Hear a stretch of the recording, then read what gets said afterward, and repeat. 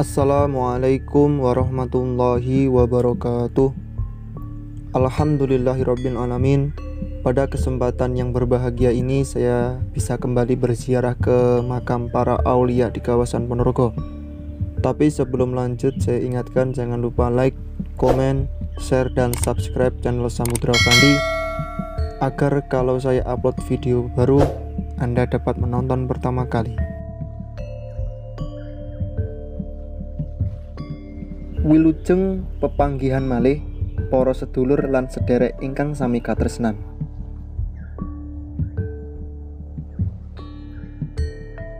Pada pertemuan ini saya akan melanjutkan seri Napak Tilas dengan sowan ziarah ke makam salah satu keturunan Kanjeng Panembahan Bathara Katong, Adipati pertama Kadipaten Ponorogo, dan Kanjeng Raden Mas Tumenggung Sumonegoro, Bupati Sumoroto kedua, yaitu Raden Sutomenggolo, yang terletak di Dusun Tulaan, Desa Kambeng, Kecamatan Selahung, Kabupaten Ponorogo.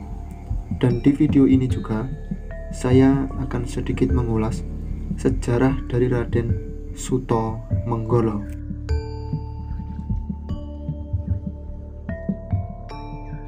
Di Ponorogo bagian selatan mempunyai cerita panjang mengenai sejarah perlawanan melawan Kompeni Belanda, mulai dari Raden Martopuro, sang mantri gudang kopi di Bungkal, dan Raden Sutomenggolo di wilayah Selahung.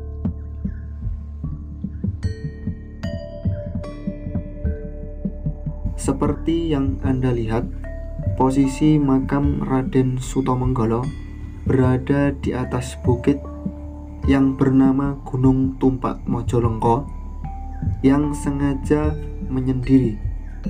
Jalan menuju makam mulai dibangun anak tangga agar mempermudah para peziarah saat sowan di makam Raden Sutomenggolo.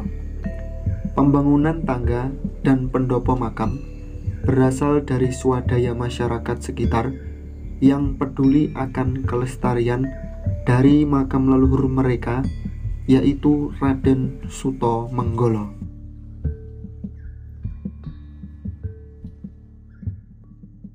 Menurut informasi yang kami terima, bahwa Raden Sutomenggolo merupakan putra bungsu Raden Mertokusumo dengan Raden Ayu Mertokusumo, dan sekaligus adik dari Raden Martopuro, sang mantri gudang kopi di Bungkal. Jika hal ini benar, maka Raden Sutomenggolo adalah keturunan Kanjeng Panembahan Bathara Katong dari pihak ayah dan keturunan Kanjeng Raden Mas Tumenggung Sumonegoro, Bupati Sumoroto kedua dari pihak ibu.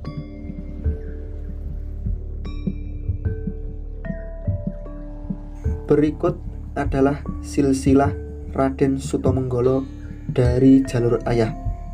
Kanjeng Panembahan Bathara Katong, Adipati pertama Ponorogo, berputra Kanjeng Panembahan Agung, berputra Kanjeng Pangeran Dodol, berputra Kanjeng Pangeran Sekarjo, berputra Kanjeng Pangeran Ronggo Wicitro II, berputra Kanjeng Pangeran Ronggo Wicitro III, berputra Kanjeng Raden Adipati Ronggo Warsito, berputra Kanjeng Raden Adipati Mertowangsa I atau Pangeran Kuning, berputra Kanjeng Raden Adipati Mertowangsa II atau Pangeran Bagus, berputra Kanjeng Raden Adipati Surabroto, berputra Kanjeng Raden Adipati Surodinirat I, berputra Raden Sosrokusumo, pangkat patih, berputra Raden Mertokusumo, berputra Raden Sutomenggolo.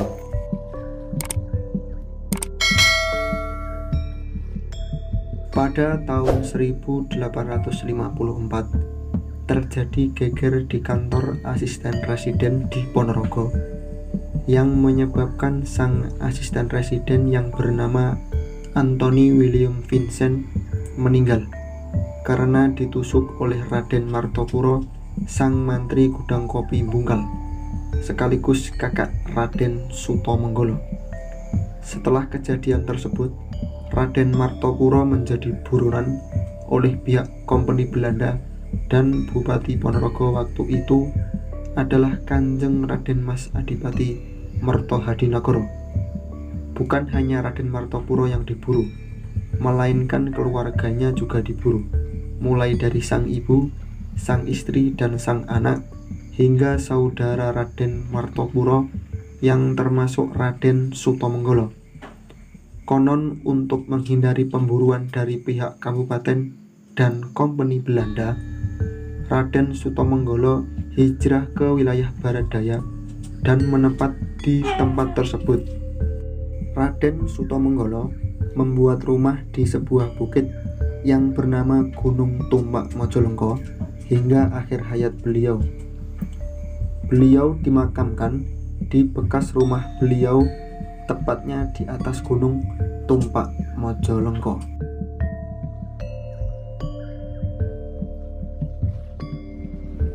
Raden Sutomenggolo diyakini adalah orang pertama yang hadir di Dusun Tulaan dan dipercaya sebagai sesepuh yang dihormati khususnya masyarakat Dusun Tulaan, Desa Kambeng.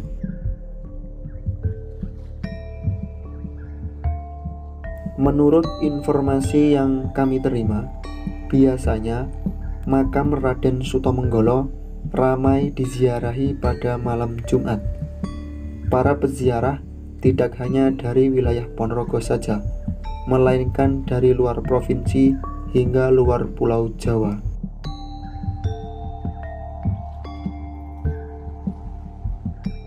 Nisan makam Raden Sutomenggolo terbuat dari batu yang berbentuk balok dengan sedikit ornamen 2 garis sejajar horizontal.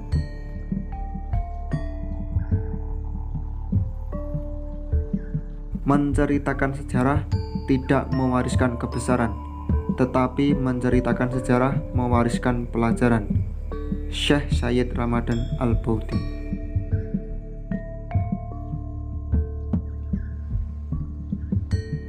Demikian, semoga bermanfaat dan menambah wawasan Anda.